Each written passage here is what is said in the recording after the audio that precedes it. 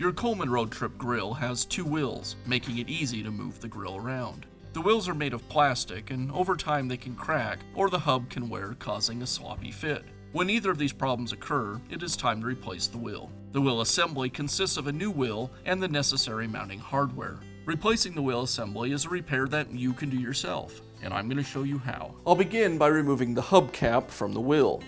I'll use a small screwdriver to do that.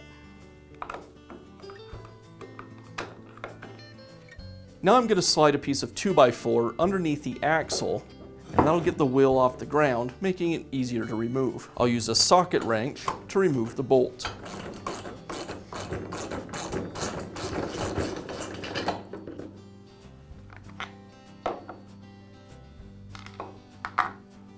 Now I can install the new wheel. This long tapered side goes against the axle. I'll place the washer over the bolt and use the bolt to secure the wheel.